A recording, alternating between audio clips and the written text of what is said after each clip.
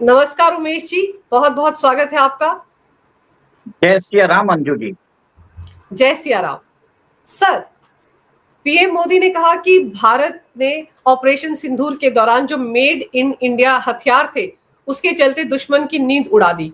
साथ ही साथ अब खबरें आ रही हैं कि भारत अपनी फौज को भी मॉडर्नाइज कर रहे हैं और ऊपर से मैरीटाइम इंडस्ट्री हमारी पिछले 10 साल में बहुत फल फूल रही है, नए नए रिकॉर्ड बना रही है। लेकिन इस बीच खबर ये भी आ रही है सर कि स्कॉर्पियन पनडुब्बी के मामले में फ्रांस को इजराइल ने जोरदार झटका दे दिया है। सुने कहीं घुसपैठ कर ली उनकी टेक्निक में। अंजू जी, ऐसा है कि फ्रांस की जो पनडुब्बी है स्कॉर्पियन सबमरीन, उसकी जो स्केच है, उसकी जो अटैक्स मैनेजमेंट सिस्टम है, मैसेजिंग सिस्टम है, पूरा जो स्ट्रक्चर है, डिजाइन है, और पूरा एक तरह से इजराइल के हैकर्स ने उसकी सारी डेटा उन्होंने अपने पास रख रखी है। और कुछ दिनों पहले फ्रांस ने गाजा को मान्यता देने की बात कही थी। अब इजराइल के हैकर्स ने 13 GB का डेटा एक तरह से इंटरनेट में डाल दिया। वो बता रहे कि 1 TB का डेटा हमारे पास पड़ा है। देखिए, ये वही स्कॉर्पियन सबमरीन है जो भारत फ्रांस से खरीदता है, और फ्रांस ने इसका सोर्स कोड भारत को देने से मना कर दिया है। अब ऐसा है कि इजराइल हमारा बहुत ही अच्छा दोस्त है, और मेरा मानना ये है कि इजराइल के जो हैकर्स ग्रुप है, वो ये टेक्नोलॉजी पब्लिक डोमेन में रिलीज नहीं करेंगे, क्योंकि उनको इंडिया के सिक्योरिटी कंसर्न्स का भी उनको मालूम है। जो उनको फ्रांस से चाहिए वो मिल जाएगा, और फ्यूचर में ऐसा भी हो सकता है कि इजराइल ये टेक्नोलॉजी भारत को ऐसे ही दे दे और हमें फ्रांस की रिलायंस जरूरत ही नहीं पड़े। हम ये जो फ्रेंच टेक्नोलॉजी है, उसी को हम बेसिस रख के हम अपना इंडिजिनस प्रोडक्शन भी कर सकते हैं। ये मेरा मानना है, भारत सरकार का व्यू नहीं है, ये मेरा मानना है। लेकिन सर, इस तरह से अगर हैकर्स जो है इजराइल के, इस तरह से अगर उन्होंने स्कॉर्पियन पनडुब्बी की टेक्नोलॉजी को हैक कर लिया है, फिर तो राफेल की टेक्नोलॉजी को हैक करना भी उनके लिए कोई मुश्किल काम नहीं होगा। अगर इजराइल सबक सिखाने पर आ ही गया है फ्रांस को, फिर तो वो ये कारनामे भी कर सकते हैं। देखिए, कोई भी कंट्री अगर गाजा को मान्यता देगा, इजराइल उसके लिए थ्रेट टू सॉवरेनिटी मानता है। और इजराइल के पास एलाइट हैकर यूनिट है, उनका यूनिट 8200। वो एक तरह से वर्ल्ड की सबसे सोफिस्टिकेटेड हैकिंग ग्रुप है। और इजराइल के अंदर आपको मालूम है, नेटवर्क प्रोटोकॉल सिक्योरिटी के रिलेटेड बहुत सारे प्राइवेट एंटरप्राइजेस भी है। उनका जो एक बहुत पॉपुलर सॉफ्टवेयर है, जिससे बताया जाता है वो किसी के भी फोन का कोई भी डेटा वो लोग एक तरह से इंटरसेप्ट करके सुन सकते हैं। पेगासस सॉफ्टवेयर का आपने सुना ही होगा। तो इसराइल के लिए कुछ भी एक तरह से एनी जो भी नेटवर्क पे है, इसराइल उसको पेनिट्रेट कर सकता है। और आपको याद होगा कि 2024 के लोकसभा चुनाव के दौरान भी ये खबरें आई थी कि किस तरह से ऑपोजिशन के प्रोपेगेंडे को हवा देने के लिए एक ऐसी एजेंसी थी जो इजराइल से ताल्लुक रखती है, उसका इस्तेमाल किया गया था। देखिए, 2024 का जो लोकसभा इलेक्शन था, उसके अंदर बहुत पैसा डाला गया था भारत की नरेंद्र मोदी जी की सरकार को डिसलॉज करने के लिए। जैक सोरोस ने तो ओपनली बोल ही दिया था कि हम $1 बिलियन तो मैं पब्लिकली कमिट कर रहा हूँ to dislodge the nationalist government of Narendra Modi. तो उनका सोचा समझा प्लान था, सबको मालूम था ये चल रहा है। तो कोई बड़ी बात नहीं है इसके अंदर, और इसराइल के अंदर वो इफेक्टिव भी होता है। अब भारत की जो आर्मी है, जो फौज है, उसको और मॉडर्नाइज करने की बात भी हो रही है। तो क्या कुछ बदलाव भारतीय सेना में हम देख सकते हैं? देखिए, ऐसा है कि भारत की डॉक्ट्रिन ही चेंज हो गई है। पहले भारत क्या करता था कि दुश्मन हम पे हमला करेगा तो हम बाद में जाके उसके ऊपर रिएक्ट करेंगे। और इस ऑपरेशन सिंदूर में आपने देखा है कि कैसे भारत ने कुछ समय के अंदर 92 या 96 आवर्स के अंदर ही सारा युद्ध एक तरह से अपना ऑब्जेक्टिव अचीव किया। पाकिस्तान के एयरफील्ड और उनके एयरबेस और उनके टेररिस्ट ठिकानों पे हमला कर दिया। जो हमें मिलना चाहिए था वो मिल गया। और इमीडिएटली जब उधर से सीज फायर का जब उन्होंने पेशकश की, भारत ने इमीडिएटली मान लिया, क्योंकि प्रोलॉन्ग युद्ध करने से कोई मतलब नहीं है। ये भारत की इकोनॉमिक ग्रोथ को एक तरह से फर्क पड़ता था। तो मोदी जी ने एक तरह से सही डिसीजन लिया था। और सेकंड, जिस हिसाब से अभी बात हो रही है कि इंडियन आर्मी को मॉडर्नाइज किया जा रहा है, जो पहले जो यूनिट होती थी उसके अंदर आर्टिलरी यूनिट होती थी, फ्रंट सोल्जर कैवलरी यूनिट होती थी, आर्मर यूनिट होती है, फिर बाद में टेक्निकल यूनिट होती है, मिसाइल डिफेंस सिस्टम होता है, फिर अभी ड्रोन की यूनिट है। इन सब में से सब लोग इंडियन आर्मी क्या कर रही है, एक बहुत भी जितनी भी बटालियंस है उनको उन्होंने बोल दिया है, आप अपने यहाँ रुद्र यूनिट एक तरह से एस्टेब्लिश करिए, इसके अंदर सारे स्पेशलिस्ट को लेके आइए और आप एक तरह से एक यूनिट बना के आप बटालियन के अंदर ही आप एक यूनिट बना लीजिए और उसके हिसाब से प्रैक्टिस करिए। पहले जैसे क्या होता था कि हमें डिफरेंट कमांड सेंटर से लोगों को बुलाना पड़ता था, फिर उनको समझाना पड़ता था, तो देर हो जाती थी। अभी हमारा जो पोस्चर है कि अगर हमको थ्रेट अगर हमको लगेगा, तो हमारी ये यूनिट जो रुद्र यूनिट है और भवानी यूनिट है, ये लोग जाके दुश्मन के एरिया में जाके वहां पे उसको डिस्ट्रॉय करके वापस देश के अंदर आ जाएंगे। वो वेट नहीं करने वाले हैं इस बार। और एक चीज है, इन जितने भी ये यूनिट्स आ रही है, इनके पास अत्याधुनिक हथियार उनको दिए हुए हैं, इवन ड्रोन्स भी उनके पास है। उनके जो सूट्स है वो भी एक अलग ही तरह के सूट्स है। उसके अंदर एआई कैपेबिलिटी भी दी है कि आप जो जैसे आप समझ लीजिए ड्रोन्स रहेंगे इनके पास, ड्रोन जाएगा, डेटा कलेक्ट करेगा, डेटा कलेक्ट करके वो वहां पे कमांडर को देगा। कमांडर एक तरह से अपने लैपटॉप या जो भी उनका कम्युनिकेशन डिवाइस है उसमें अंदर देख लेगा कि क्या डिसीजन लेना है, वो इमीडिएटली ले लेगा। पहले ये होता था सेंट्रलाइज कमांड होता था, अब ये डिसेंट्रलाइज कमांड दे दिया है। अब ऐसा होगा कि वो लोग जाएंगे, तो आपने ये भी देखा होगा कि कैसे अभी म्यांमार में हमने अल्फा की यूनिट को जिस हिसाब से वहां पे उनके 3 कमांडरों को मार दिया था, वैसा ही कुछ यूनिट उन्होंने शायद तैयार कर लिया होगा और अभी इन्होंने डिक्लेरेशन दिया होगा। एक तरह से ये मेरा मानना है। और फ्यूचर में ऐसा भी हो सकता है कि पाक ऑक्यूपाइड जम्मू एंड कश्मीर में सीमावर्ती इलाकों में जो टेररिस्ट के हाइडआउट होंगे, उधर भी हमला हो सकता है और उधर भी हमला करके हम वापस आ जाएंगे। हमें लगेगा कि हमारे देश की सुरक्षा के लिए अगर प्रॉब्लम्स हैं तो definitely Indian army will do.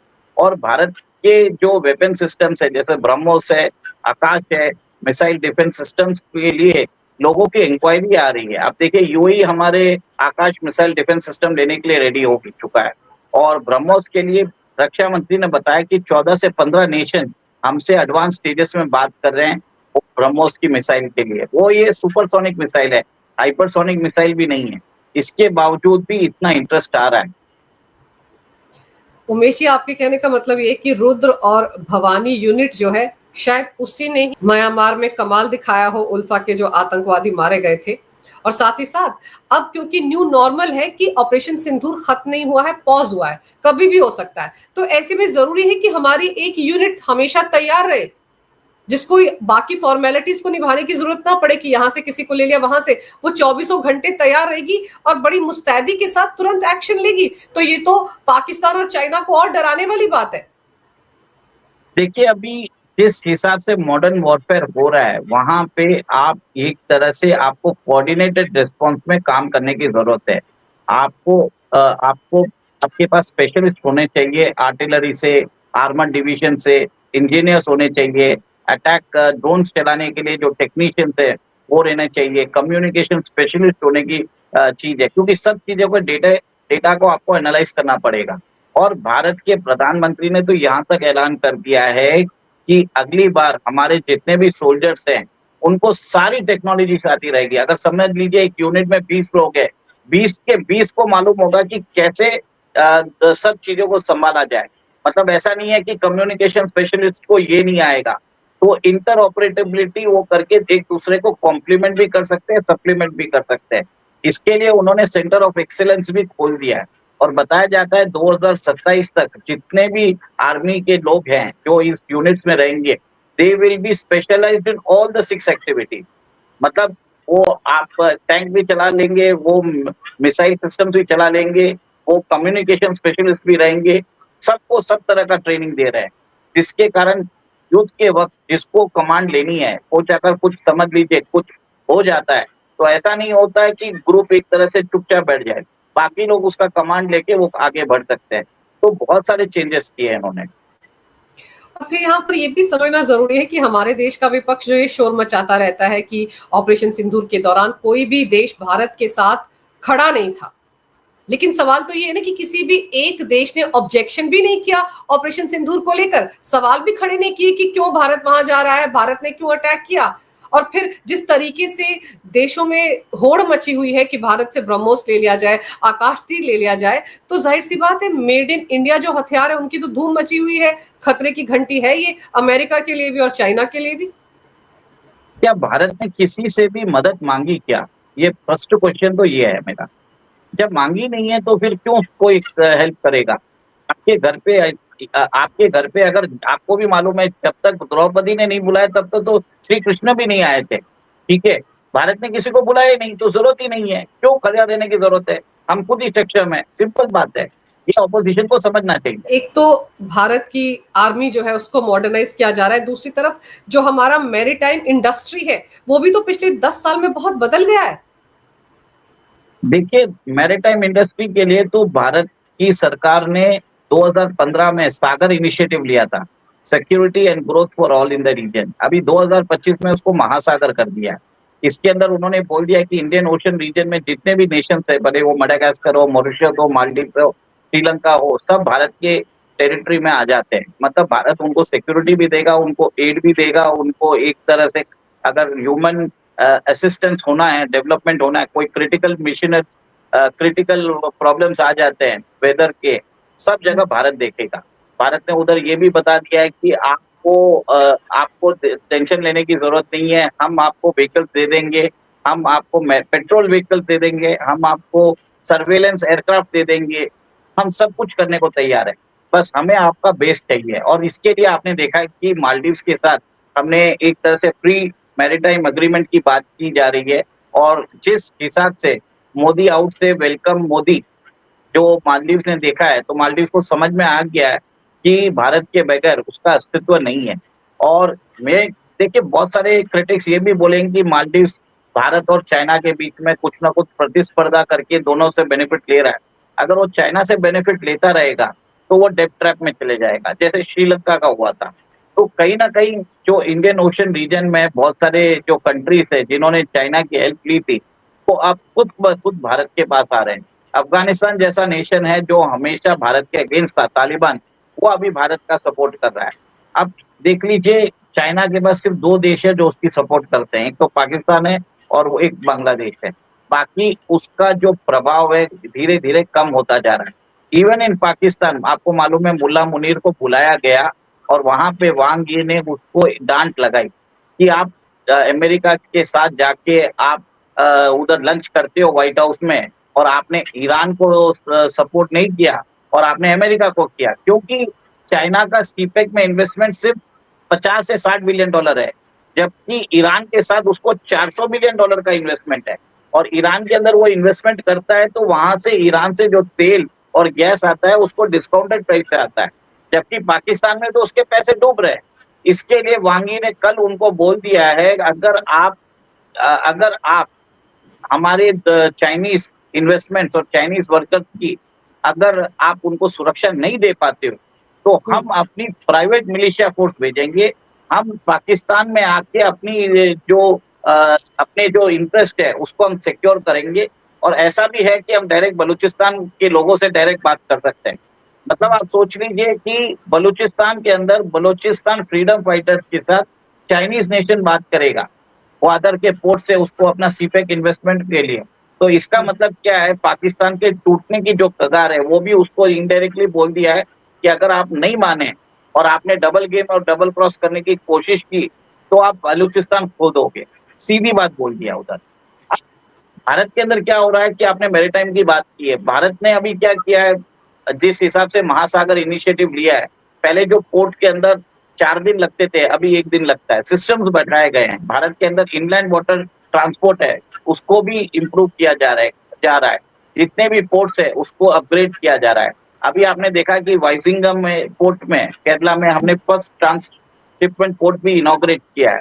तो कहीं ना कहीं भारत सरकार अपना जो मैरीटाइम एरिया है, अपना जो कोस्टल एरिया है, उसके अंदर भी ध्यान लगा रही है और उसके अंदर एक मैरीटाइम सुपर पावर बनने की कोशिश कर रही है। और आपने देखा है कि अभी प्रधानमंत्री मोदी जी तमिलनाडु आए हुए हैं और तमिलनाडु के अंदर उन्होंने चोला डायनेस्टी जो एक तरह से आपको मालूम है कि जो समुद्री उनको एक तरह से समुद्री शक्ति बोला जाता था और उनका रूल एक तरह से कंबोडिया और वियतनाम तक था, उधर तक उन्होंने उसको भी सेलिब्रेट करने आए। तो इसका मतलब ये है कि भारत का जो पुरानी जो भारत आज का नेवल शक्ति नहीं है, भारत पहले से ही नेवल शक्ति है, उसको भी वो प्रमाण देने आ रहे हैं और उसको एक तरह से लोगों को याद दिला रहे हैं। और एक चीज देखिए, मालदीव के डायरेक्ट वो तमिलनाडु आ गए। बिल्कुल। लोगों को तो समझ ही नहीं आया कि कब वो मालदीव से लौटे और कब वो तमिलनाडु पहुंच गए।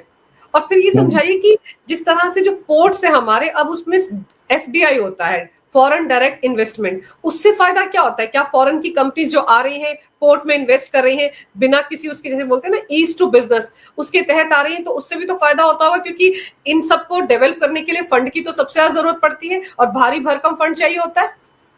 देखिए, भारत सरकार ने जैसे आपने बोला है एफडीआई रूल्स रिलैक्स कर दिया है और कहीं ना कहीं आपने सुना होगा ह्यूंडई जैसी कंपनी जिनका शिप बिल्डिंग का भी है, वो भारत में इन्वेस्ट करने की बात कर रही है और 2047 तक भारत एक मैरीटाइम पावर बनने की राह में जा चुके हैं। बहुत सारे स्कीम्स भी लेके आए हैं, जैसे मैरीटाइम डेवलपमेंट फंड 25,000 करोड़ उसमें भी डाल के रखे हैं। भारत यहाँ पे जो इन्वेस्टमेंट कर रहा है उसके अंदर टैक्स ब्रेक भी दे रहा है, वो एक तरह से देश के अंदर स्पोर्ट्स को डेवलप कर रहा है ताकि यहाँ पे एम्प्लॉयमेंट बढ़े। भारत के अंदर जो ट्रांसशिपमेंट जो फैसिलिटीज है उसको भी अपग्रेड करता जा रहा है। शिप बिल्डिंग यहाँ पे बहुत ज्यादा हो रही है। आपने देखा होगा कि गार्डन ब्रीज शिप बिल्डर्स है या फिर कोचिन शिपयार्ड है, फिर या मैसेगन डॉक्स होगा, फिर बाद में हिंदुस्तान शिपयार्ड है। ऐसी पब्लिक सेक्टर अंडरटेकिंग्स को भी फॉरेन पार्टनर्स मिल रहे हैं, उनके साथ मिलके भी वो देश के अंदर एक तरह से फ्रिगेट्स बना रहे हैं और आगे तो हम जितने भी सबमरीन से हम खुद बनाने वाले हैं। आप ये देखा होगा जर्मनी के साथ हम बात कर रहे हैं, फ्रांस के साथ बात कर रहे हैं, तो भारत के अंदर हम डिस्ट्रॉयर्स बना रहे हैं, फ्रिगेट्स बना रहे हैं और ऊपर से इसके अंदर बहुत ज्यादा इन्वेस्टमेंट कर रहे हैं। और हमने जैसे बताया कि क्रूज टूरिज्म को भी बढ़ावा दिया जा रहा है। सागरमाला प्रोजेक्ट के अंतर्गत जिस हिसाब से इनलैंड वाटरवेज के थ्रू भी एक तरह से गुड्स की आवाजाही के लिए वहां पे एक तरह से माध्यम बनाया जा रहा है। तो भारत सरकार का विजन वेरी क्लियर है कि उन्हें समुद्री रास्तों को डिफेंड करने की जरूरत है। समुद्री जो हमारे कोस्ट एंड पोर्ट है उसको डेवलप भी करना है, उसको मैरीटाइम के लिए भी यूज करना है, उसको टूरिज्म के लिए यूज करना है, ब्लू इकोनॉमी के लिए भी यूज करना है और ब्लू वाटर इकोनॉमी के लिए भी यूज करना है। अगर समुद्र में हमारे कुछ अगर लगता है कि हाइड्रोकार्बन मिल रहे हैं या रेयर अर्थ मिनरल्स मिल रहा है, उसको एक्सट्रैक्ट और एक्सप्लोर और एक्सट्रैक्ट दोनों करना है। सब भारत सरकार वो काम कर रही है। और लक्षद्वीप में भी आप देखिए कैसे नेवल बेस बनाया जा रहा है, एक खास आइलैंड है उसको डेवलप किया जा रहा है। और मुझे लगता है कि जो हमारा समुद्री रास्ता है या समुद्र में हमारी जो दबदबा था, वो अगर 2008 में होता तो वो आतंकवादी जो पाकिस्तान से समंदर के रास्ते आए थे वो कभी मुंबई नहीं पहुंच पाते। नहीं, आपकी बात सही है। अगर हम हमारे पास अगर पेट्रोलिंग करने के लिए उस समय अगर उस टाइम की सरकार के पास वो सोच रहती तो आप ये 2000 का जो मुंबई हादसा है कभी नहीं होता है। और अभी पिछले दिनों आपने देखा भी है कि कितने आतंकवादी ग्रुप्स को पकड़ा गया जो ऐसा ही मुंबई जैसा एक तरह से टेररिस्ट अटैक करना चाहते थे। पहले आए दिन आप सुनते थे अक्षरधाम पे हमला हुआ, बॉम्बे की ट्रेन में हम बम फटा, दिल्ली में बम फटा, सब जगह। आज पिछले 10 साल में आपने देखा है कि हमारे जो आतंकवादी हमले हैं वो न के बराबर हो चुके हैं और भारत की सुरक्षा और तंत्र में बहुत सुधार हुआ है। और इसके ऑलराउंड सिक्योरिटी इसके लिए हो चुकी है क्योंकि केंद्र में ऐसी सरकार है जो आपके लिए काम कर रही है और प्रधानमंत्री एक तरह से सुपर प्राइम मिनिस्टर बन चुके हैं। और आप ये देखिए कि वर्ल्ड लीडर्स में उनकी पॉपुलैरिटी कितनी आगे बढ़ गई है, बाकी नेता तो बिल्कुल पीछे रह गए हैं। बेशक वर्ल्ड लीडर के अंदर उनकी पॉपुलैरिटी आज की डेट में बहुत ज्यादा है और उनसे बड़ा कोई कद किसी का भी नहीं है। ऐसा था कि जब G7 समिट में गए थे वहां पे डोनाल्ड ट्रंप मुंह छुपा के भाग गए। अब ये देखिए कि कनाडा और अमेरिका में कितना दूरी है, एक ही कॉन्टिनेंट में है और एक तरह से कहीं भी उनके पास जो एयरफोर्स वन है वो कहीं भी आधे घंटे में पहुंच सकता है। फिर भी वो मोदी जी से आंख मिला नहीं पा रहे थे क्योंकि ऑपरेशन सिंदूर में उन्होंने जो डबल स्पीकिंग की है वो उसको जस्टिफाई कैसे करते, इसलिए वो भाग खड़े हुए। और पीएम मोदी की ये जो वर्ल्ड लीडर्स के बीच में या पूरी दुनिया में जो उनकी पॉपुलैरिटी बढ़ रही है वो हमारे विपक्ष को रास नहीं आ रही है, इसीलिए तमाम तरह की तोहमतें लगाई जाती हैं। लेकिन आपने समय निकालकर इस विषय पर बहुत ही अहम जानकारी मेरे दर्शकों को दी उमेश जी, इसके लिए आपका बहुत बहुत धन्यवाद। नमस्कार, जय सिया राम। जय सिया राम।